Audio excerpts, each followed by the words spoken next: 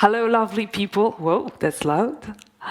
It's an honor to be here at Wolf Summit. I love Wroclaw, being born in Krakow, but having worked and had my career in London for the best part, it's amazing to be back.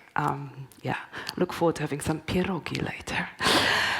This is most probably the most controversial presentation of this conference, hopefully also entertaining and hopefully a little bit inspiring, perhaps. But it's a little bit out of ordinary.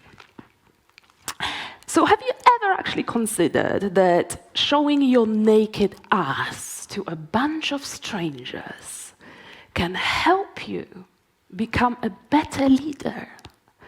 If you haven't, I'm about to tell you how exactly that happened for me. So just, so it's on the record, I'm a serious businesswoman. I'll give you my businesswoman credentials in a bit.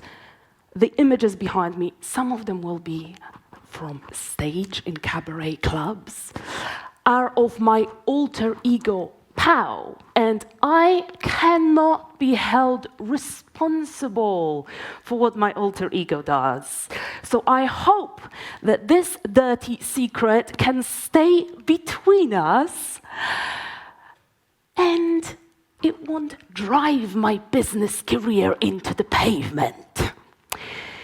So the reason why I'm talking about this is not because I suspect a lot of you here do burlesque, but every single one of you has a wild side, that aliveness. That's why I love startup people. We have that thirst for life. And I believe if you really reconnect with that wildness within us, we're not only fuller human beings, we are better leaders. And this is what this presentation is about. Burlesque is just a context because that's my wild side. And in the next 20 minutes, I will tell you a bit more about how to reconnect with that wildness. I don't know if you have that experience, but I definitely have that at some point working super hard on my second startup, I lost my connection with my playfulness, with my creativity. So how to reconnect with that and how the power of sensuality, embodiment, wildness, any kind of crazy hobby or craving that you have, if you embrace it, it can make you and will make you more powerful. Great, so the serious bit, let's get it out of the way so the rest is just pleasure, shall we?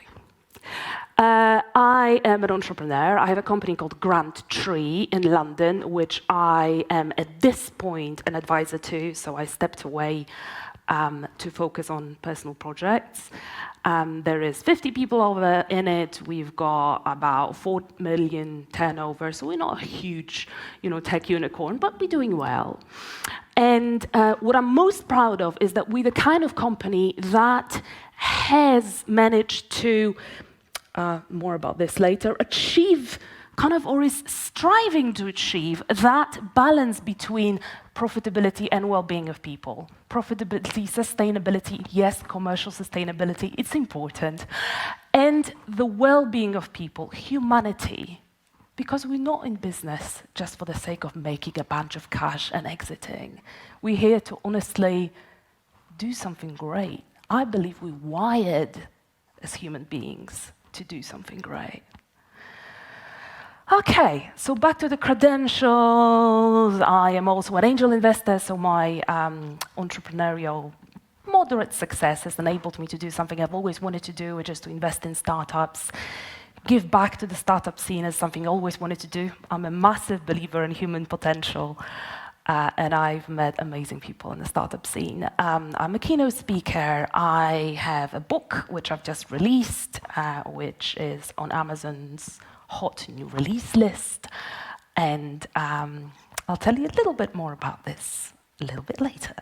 So this is my team back in the day when so we are at Grant Tree, we get government grants and equity-free funding for entrepreneurs, mostly in the UK. That was back in the day where we were celebrating raising 50 million 4 startups. By now, this figure is over 200 million. So we've had a bit of an impact in terms of securing free money for entrepreneurs. And these are my showgirl credentials. So I'll tell you in a little bit how I kind of decided and what made me stumble upon that path.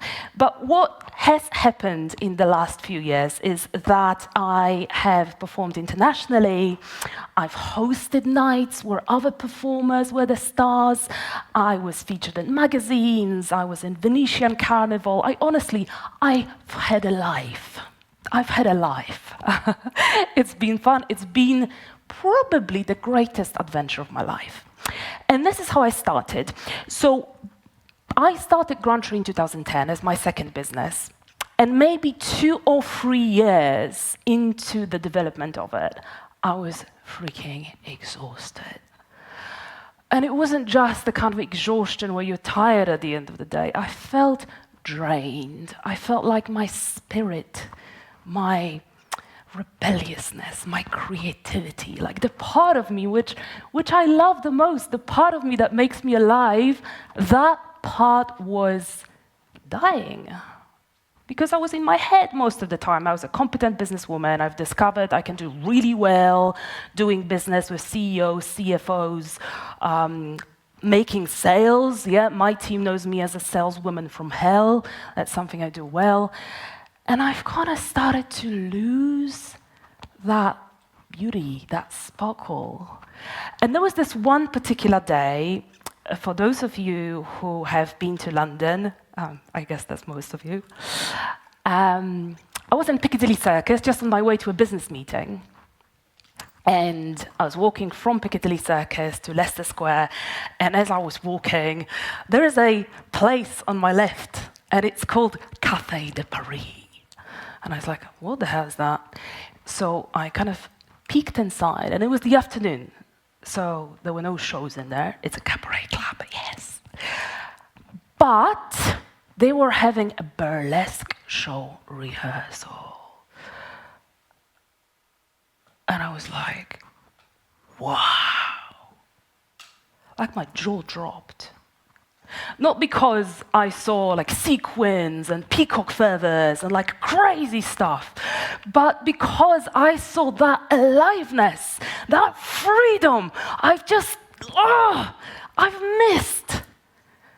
I saw that on that stage, those performers kind of really freely expressing themselves, and I just thought, that's not me, that's another life. I've kind of taken on this businesswoman, startup girl identity. I'm into serious stuff, making money, hiring people, la la la la la. Maybe another life. And then I thought, I don't have another life. What if I could be everything that I want? So, with my businesswoman hat on, I made a decision, executive decision, and I've switched off my slides. Let's see. Ooh, okay. We back on. And I made an executive decision in that moment. I was going to find out how one becomes a burlesque showgirl. I've taken it on as a serious project. I've emailed people, I reached out to my network, and I was like, do you know, is there any kind of training? How do I get to become a showgirl? And in the next few days, I got a few emails, and one of my friends suggested a school, a burlesque school called The Cheek of It. So I went for a course. Oh my God, I loved it. There were several women on it. We were all developing our acts, the sisterhood, the empowerment, the vulnerability of it as well. It was beautiful. And then I started performing, and the rest is history. So back then, I didn't see yet that would be the beginning of a sensual embodiment revolution in my life, which would really change how I show up in business. Because it has. I've written a book about it. So, great. That's me. But what can any embodied hobby martial arts. I've met people in other conferences that said to me, oh, since I started doing martial arts, things changed. Or since I started doing acting classes, things changed. So how any embodied hobbies can do that for you, can really help you strengthen your leadership. So what burlesque did for me, it helped me to drop into my feminine side. And that's like really when we say feminine, we think fluffy and disorganized and all sorts of things. But what I'm actually talking about here, I used to be very much in my masculine leadership center, which meant I was organized, and I was ambitious, and I was competitive, and I was on it. But I was not really in a place where I could listen, where I could stop and be in the moment, where I could really nurture my team, really be there for them. I was not even in a place where I could tune into like, what are my like higher aspirations? Why am I doing this? I was so focused kind of on short term, I need to get to the next profit goal. And from there, I need to go to the next this. And from there, I need to go. And I've lost not just the playfulness and the creativity, but I've lost kind of the sense of a bigger vision and the sense of attunement with myself. Intuitions. There's so much to be said about the gut and about being able to not just analyze the pros and the cons when you're making a decision, but really feel into what is right. Feel into what is right. And you know, the gut and the body responds seconds, I think, or maybe milliseconds, before we have a conscious thought about what is the right thing to do. There are more nerve endings, I've read, in the gut than there are in the brain. So that says something. Listening skills, something I already alluded to. So when I say listening, I don't just mean being able to stay quiet. Even that is difficult for me sometimes. Because when someone's talking, I'm like, oh, what's the next thing I want to say? But what I'm really saying is listening deeper. So let's say I'm having a business meeting with a client or a potential client. What I mean by listening is tuning into what is happening beneath the layer of words. Who is this being that's kind of stood in front of me? Like, what are their real desires? What's really driving them in this situation? What are their needs they're trying to get met through maybe doing this business deal with me? How can I bring our needs and desires to a place where they can meet? So that's what I mean by listening. It taught me about tuning into chemistry between people and in situations. So the reason why I love performing and I love being on stage as well, it's not just because I'm a bit of an attention whore. It's also because I can feel this kind of stunning, energetic connection that's between me and the audience. And it's even more obvious in a cabaret show or in a stand-up comedy show, I suppose, when you're on stage and like you say something and people react and they say woo, or they laugh, and it just feels like, wow, there's an exchange. This is beautiful. Like, this is what happens like underneath the layer of words, like how we communicate really as beings. It's just in business that we kind of adopt those. Okay, but there's just so much happening between the words, so much happening beneath the words. And performing taught me to be able to kind of tune into that a little bit better. I'm still learning, of course. So I started to listen to my body when making decisions, and I'm just talking about the gut. I'm also a Tantra student, and there's actually a practice which I really, really like, which can really help you when you're trying to make a difficult decision. And you want to use your body, you want to use the power of your body to help you out. So, we've got an inner community within us. And what I mean by that is that we've got multiple voices that we can tune into. And one of them will be the voice of the head. Most of us, me included, are very familiar with that. Then there'll be the voice of the heart, and that's more around kind of love, well-being of everything, everybody. There'll be the voice of the gut, which I've spoken about. So that's more like intuition. It's more like, what's the, the thing, does it feel good? And then there is a energy of your sexual center as well, which is around excitement, which is around heaviness. And I've done it again. I'm really not too good at this, am I?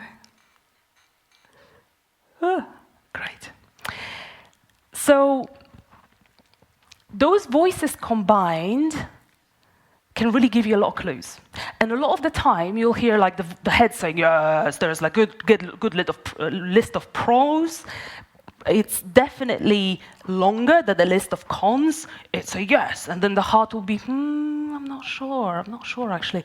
And then the gut might be telling you something else, and the sexual center something else. And how do you even reconcile that? So what you do is you call an inner board meeting. I like to say to people that I have an inner board of directors that help me make decisions. And then you can kind of hold those meetings where you allow them to negotiate and to kind of state their reasons and kind of see, which voice is stronger and how to help the other voices get what they kind of need out of the situation. It got me comfortable with sticking out, being seen. So, when you're a burlesque artist, and there are quite a lot of like girls and boys and people of other genders graduating from burlesque schools, you really gotta have that thing to make it into a bit of a career. You really need to have a brand, something that you do, something that you represent, something that people remember. So for me, I sing in my acts, I'm quite controversial, I'm very self-ironic, I make fun of things. I'm very irreverent. But different people have different things that they do in their acts. Some play with fire, some do juggling, some do whatever. And as an entrepreneur, you really need to be comfortable with sticking out. Because there's going to be a lot of people who are going to be pissed off. And the more disruptive you are, the more people you're going to piss off. Because they have a vested interest in things running in a particular way. So you got to get comfortable with being seen and with pissing people off.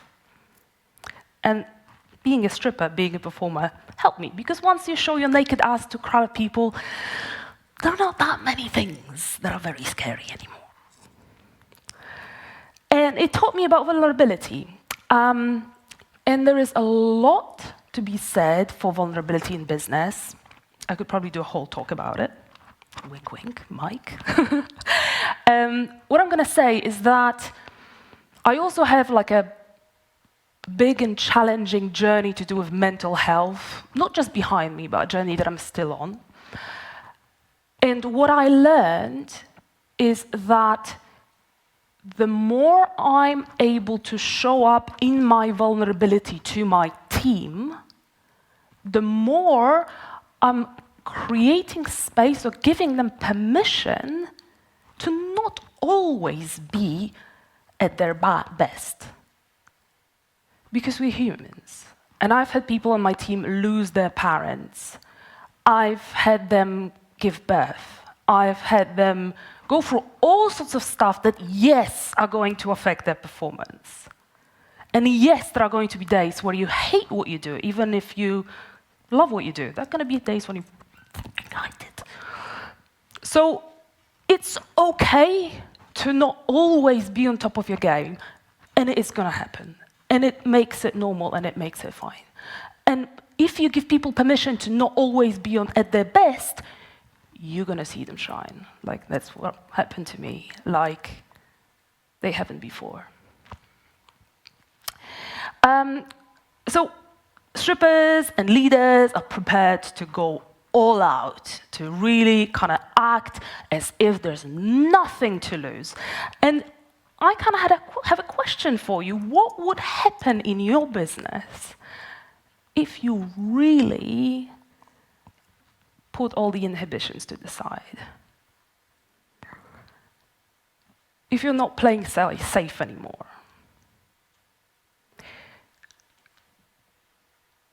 If you really chose to make a mark with who you are as a business, with what your impact is, with what you want to achieve in the world, how you want to change your industry. Okay, so being a showgirl taught me about letting go. So there was a time, and there's a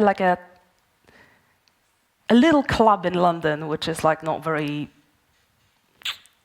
It's a little bit dodgy for performing in it because it's very, very small. It used to be like a men's toilet underground, so a very small space, but they changed it into this like plush club. So it's kind of cool, but it's not great to perform in.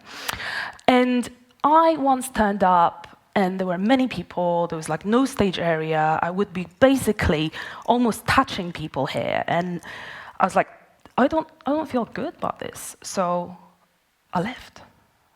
I just said, we don't have any contract where I actually committed to being here. I'm okay with not getting paid for this. I just don't feel comfortable.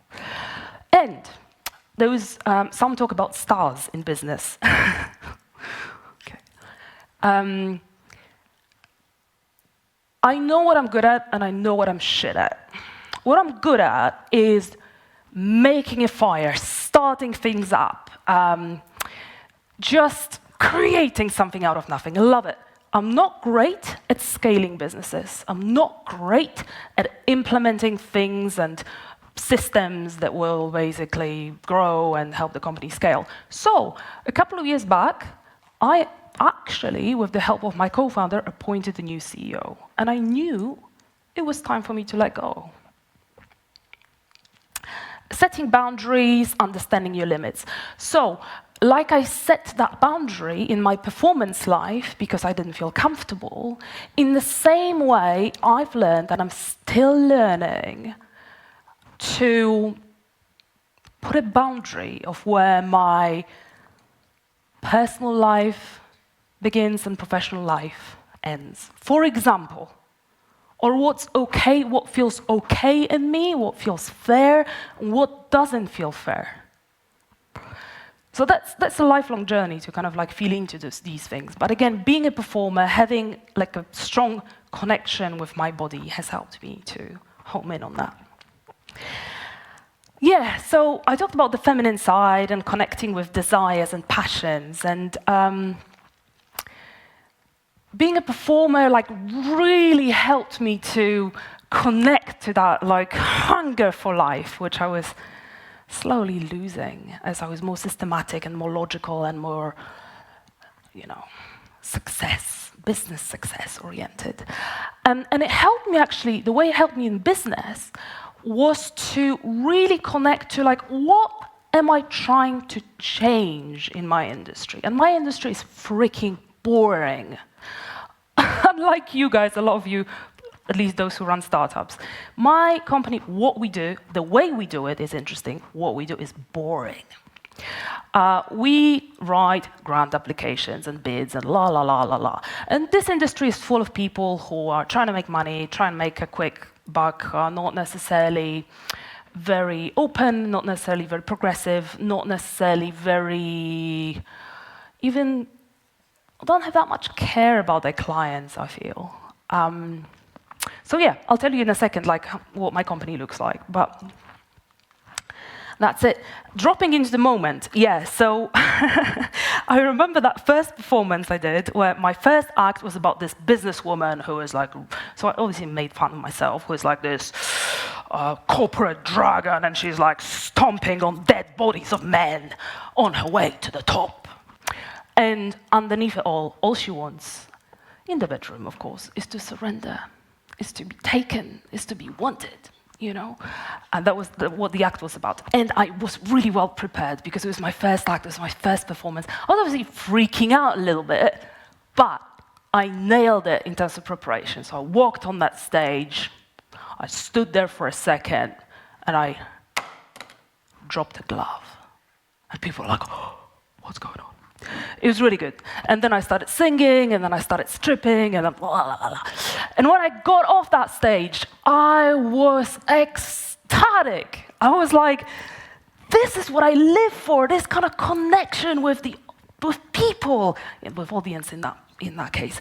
Like, this feels amazing. It felt like a huge, like, the only time this word is going to be used on this stage in this conference, orgasm in my head.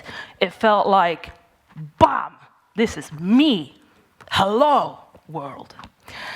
And in the same way, I'm learning to find that place in myself of being like really here, really connected in business. And it's not always easy, because some business meetings are boring, let's face it. And some of the stuff you're going to do in your business life is hugely uninspiring. It's just got to be done. But I'm trying to find that place of liberation, of like connectedness, freedom. And then it feels good again, of why I'm doing this, you know. Okay. Don't think I've got that much time, so I'll kind of start whizzing through things. We don't want Mike to be angry. I learned that sexual and sensual life force can be used effectively in the business context. So I'm not talking here about like going to business meetings like massively turned on with like ants in your pants. That's not what it's about. Sexual life force in Tantra, eros, equals life force. So if you're connected to your body, to your desires, and sexual desires as well, you come alive. And it shows, and there is that magnetism that startup people very often have, particularly at the beginning of their ventures, where you can see the passion, you can see the why, you can see why they're doing this. So, yeah, this does change how you show up as a leader. And yeah, sexual power in business is not about trying to seduce your colleague or your boss, or like, oh, when people say that, it's like, it's about a creative energy, the effectiveness, productivity, the stuff that you start to manifest as a being when you're like really connected to your body, to the physicality of this human thing that I am. And yes, the more connected to our sexual energy you are, sexual energy understood as eros, as life force, the bigger the potential for wealth, for abundance, for all these lovely things to manifest in your life. And I'm following this Tantra teacher, actually, who credits her success to her vagina. Love it. And okay, last but not least, how to use embodiment and sensuality in your business. So what kind of things can you implement to help you and your people connect to bodies, to their feminine side, etc. So yeah, feminine side, I've spoken a lot about it. Not fluffy, disorganized, emotional. Bleh.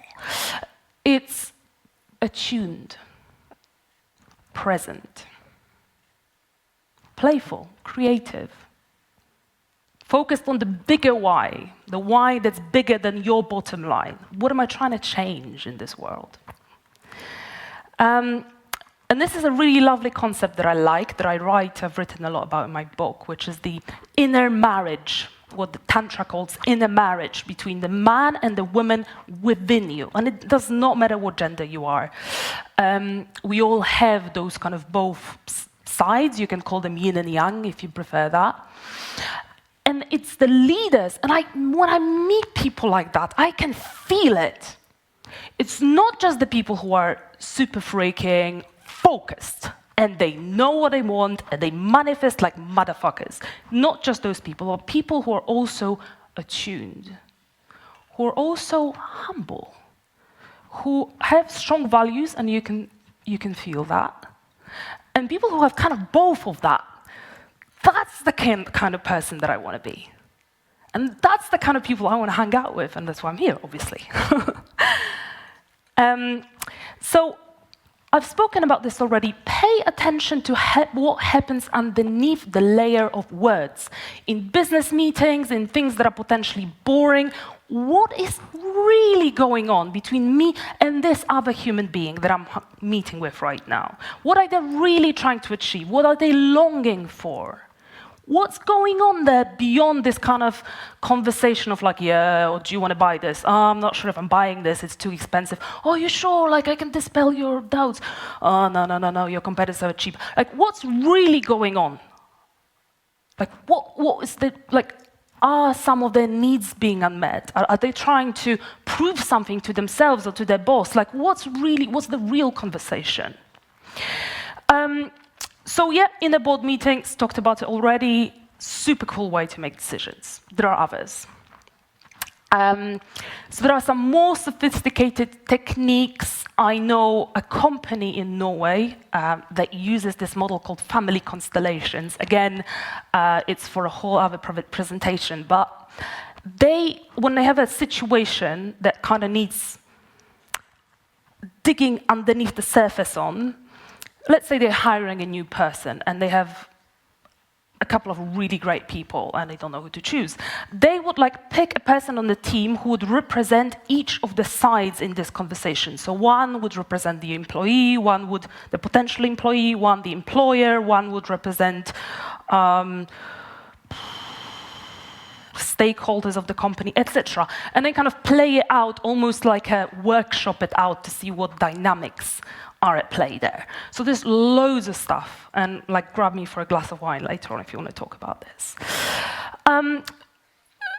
You can use things like check-in protocols or something that we used to use at Gramtree when I was still working full-time in it, where we asked people at the beginning of each kind of potentially boring meeting, I don't want to say just boring, to say, you know, hi, I'm Pao, I'm actually really frustrated today, just something that happened at home. I'm in. And that kind of opportunity to bring in your humanity or your feelings actually allows you to stay present with what's going on in the meeting. Or it also helps others to understand, oh, she's a little bit irritated, so that's why she feels a bit edgy in this meeting. So it really kind of helps you to bring the fullness of your humanity into a meeting. So it really worked for us for a while. Create opportunities for your team to participate in the conversations around the bigger why, the difference you want to achieve in your industry, how you want to change, how you want to show up as a company, what do you want to represent. That will bring you into the feminine side of leadership as well. And introduce practices to do with culture, which empower people to really manage themselves, because every single one of us knows how to manage our energy best. So what we've done at Gramtree, at least during the time I was there, we had full kind of remote working. People could work at whatever time from wherever in the world, as long as they got their things done. And this is very edgy, and I'm going to say again, a whole different presentation about this, self-set pay. So we were one of the few companies that I'm aware of that actually empowered people to do full market research, including talking to competitors sometimes, and following a process that we set out to choose their own remuneration. Again, if you want to talk about it, grab me later. Really interesting process. We learned a lot from it. And yeah, that would be it from me. It was a total pleasure. I really look forward to kind of more and more interesting presentations and conversations with you afterwards. This is my book. I'm kind of doing quite a few things at the moment, so it's a little bit difficult to get into my diary. But if you'd like to speak with someone who can offer you, for example, a little bit of coaching on your presentation, on your pitch. I've invested in 12 startups. I've got a large NFT portfolio as well, so I've got some expertise on that. Or if you have something in your company from the cultural perspective that could use a bit of somebody else's kind of eyeballs on it, please get my book, email me. I'll find 5 minutes in my diary to talk to you. Yeah, that's all from me. Thank you so much, Mike, for having me. Thank you so much, everyone, for being here for this final talk of the day.